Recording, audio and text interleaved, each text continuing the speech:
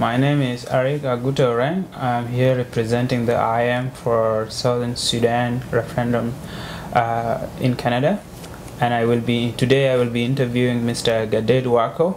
Welcome to the interview, and can you introduce yourself, please? Thank you, Arik. I'm Gatdeet Wakou, as you have heard. I'm the representative of the South Sudan Referendum Commission in Canada. And I've come to Toronto to see the center in Toronto. I will start off by asking you about the current confusion within the Southern Sudanese community in Canada about the referendum. Can you tell us what you have heard and how you have answered the questions? The whole thing came from the timelines. The time for conducting the referendum. What we are doing now in 3 months should have been done in three years. But due to some problems back home, starting from the formation of the commission and all the other aspects of the whole operation, it has not been possible that the commission should have been formed in the time specified in the Act. So now that because this referendum is a result of an agreement that was reached in 2005, nobody wanted to start violating that. So by violating, I mean to say nobody wanted the extension to go beyond the January 9, which was specified in the agreement for the referendum to start taking place. So the whole thing that is being done now is being worked backward from January 9. So everything has to be done within this period. The commission was finally formed in August, September, and so that's the time when the whole process started. So there was not enough time to get the words out there for people to know what they need to do. And that's what happened. IOM was contracted, which is of course the body that is helping the referendum commission to run the operation outside of Sudan.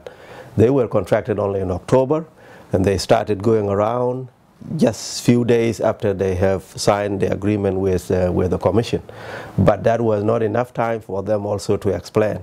The second thing was that there was no president of the commission when the IOM started going out to explain the situation to people. So that created a lot of doubts about what operation that the IOM was going to be doing, credibility and all that.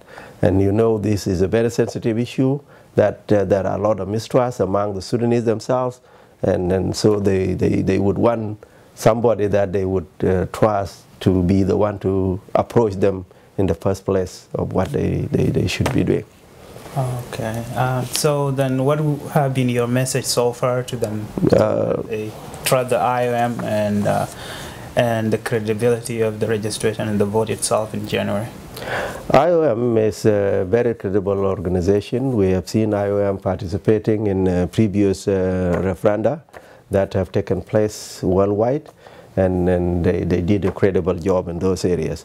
Second thing is that what is said always, that it is better late than never. The presence of the commission was not there in the beginning, but now it is, and that's why I'm here, because I'm here to represent the commission. So whoever is doubting whatever IOM is doing should be assured now that they have a representative of the commission, which is a neutral body formed out of the agreement between the two partners who are doing the referendum. In the referendum, who is eligible to vote and how are they identified? This is a Southern Sudanese referendum. This problem is about Southern Sudanese. Yeah, there has been always wars going on in Sudan for many years, and so when it was agreed, Southern Sudanese were supposed to be asked, what do they want? They want unity or they want separation? So it is a Southern Sudanese affairs, and that's why the people who will be voting in this referendum are supposed to be Sudanese, Southern Sudanese. And by Southern Sudanese who will vote, there are three categories of people who will be eligible to vote in this referendum. One group which will vote anywhere in this referendum. And we know when I say anywhere, there are 3 areas where you can vote. You can vote in Southern Sudan, you can vote in Northern Sudan, you can vote in out of country, which is the 8 countries. So the people who can vote anywhere, the first category of people who can vote anywhere are Southern Sudanese who identify themselves with the communities, the ethnic groups in Southern Sudan who have been in Southern Sudan before January 1st, 1956. So this group of people, you can be a Dinka, you can be a Kashipo, you can be a Fajulu, and so on. That group of people are the people who will vote in this referendum anywhere in the south, in the north, or in the out of country voting centers. The second group are those people who can trace their ancestry to Southern Sudan, to one of these ethnic groups in Southern Sudan, but who have not lived in Southern Sudan consistently from 1956. These people are eligible to vote, but only in Southern Sudan. They cannot vote in the north, they cannot vote in the out of country. The third group are people who are not any of these Southern Sudanese ethnic groups. Okay. They may be Greek, they may be Northern Sudanese, they may be anybody who live in Southern Sudan on or before January 1st, 1956. This group again would only vote in the south. They cannot vote in the north, they cannot vote in out of country. Is that without interruption, or they can living in the south without interruption? They can live, yes, those who live in the south without interruption from 1956 on or before, yeah. All right. Why is it so important for Southern Sudanese to register and vote? This is their problem. I hinted something in my earlier answer that this is a Southern Sudanese affair. Southern Sudanese have been saying that when this Sudan was carved out of the map of Africa by the colonial authority, they think they did not have a voice in what they want to be, where they want to be. They have been also having grievances about the systems and so on. So they are the one now to decide what do they want. And then they want to be in a united Sudan, they want to be separate. It is them who have a decision to make. And that is why it is very important for them, because it is our sincere hope that once this decision is made by the people for them, then there may be no war, because there have been wars all the times in Sudan. Where are the centers? The centers are one in Toronto, and we have another one in Calgary. Simply because in the Act it was said that at least 20,000 people, if they are available, they can be given a center. But there were no correct estimates. So the best that people can do is to estimate that in Eastern Canada, with majority in Southern Ontario, they can have a center in Toronto. And also a big population is assumed to be in the West, and so that is why there is a center in Calgary. And it is not necessary that you will reach the 20,000 threshold, but that's the best we can have at this moment. Who is manning these centers? Are they Sudanese? Who is manning them? And what is the structure of the center itself? The center is being managed by recruits who were employed from within the Southern Sudanese communities. So the Southern Sudanese are the one managing the centers. They do have a structure where there is a center manager. There's a group that will look at appeals if there are issues, and they are called consideration committee. You have also the registrants, and you have also the identifiers, those people who will identify people who do not have documents. How will the result be counted or tallied, and how will they be transmitted to Sudan?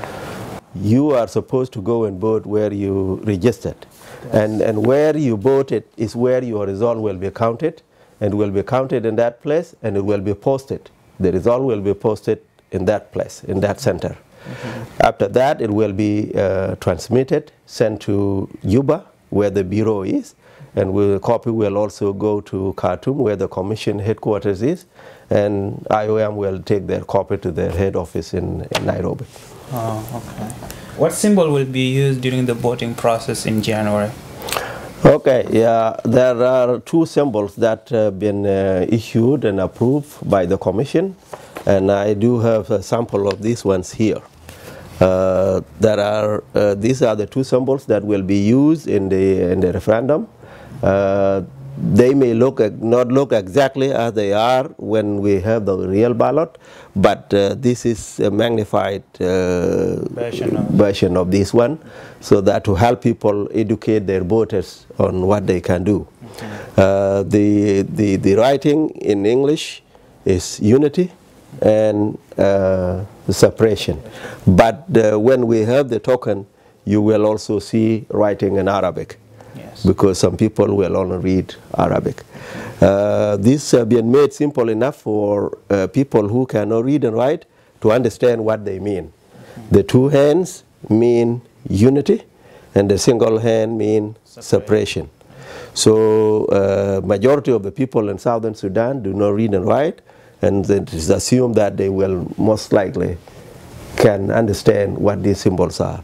When they vote though, and this is one thing I want to make people clear about so that they educate their voters, is that when you vote, you must make sure that you put your thumb within the circle. Yeah. If you don't put it within the circle, that vote will be counted as a spoiled vote. Mm-hmm. You must put it in the circle like this.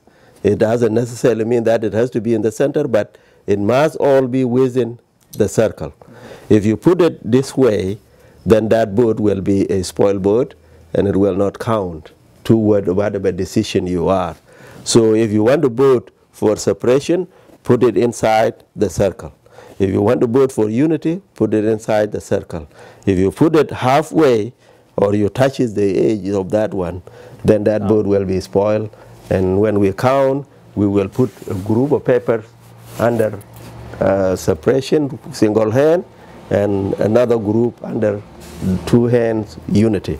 And the third will be those votes that will be spoiled ones, and so on. So this is very important that you educate your voters on how to do it. Given the historic nature of this referendum, what is your last message to eligible Southern Sudanese voters in Canada? Your vote will count. I don't know what is happening in other places, but I can only give you assurance of what is happening in Canada. I visited the centers in Toronto and Calgary, and I know what will be happening. I will be there. Our members who are managing the centers will be there, and your vote will count, and it will go to where it is supposed to be. We'll go to Juba, we'll go to Khartoum, we'll go to Nairobi, and that's the assurance I want to give you. So it is your decision to be part of this historic moment. This has been a long way in the waiting. People have waited all their lives, and those of you who are lucky to be alive today to have a say in this must utilize this opportunity. It has been for the last 50+ years that South Sudanese have been calling for their voice to be heard. In whatever way you want to vote, you have the chance now to do it. Get out and make your voice heard. Make your decision. Determine your fate by yourself. Don't let any other person decide for you. Get out, register, and vote. You cannot vote if you don't register. The first thing you have to do is do it now. And we are lucky that we have now an extension. The voting has been extended for a week. It will go up to December 8th. So you have enough time now to make up your mind and do it. Do it for yourself. Do it for your country. Thank you. It's been a pleasure having you in the interview, and thank you very much, Mr. Gatdeet. Thank you.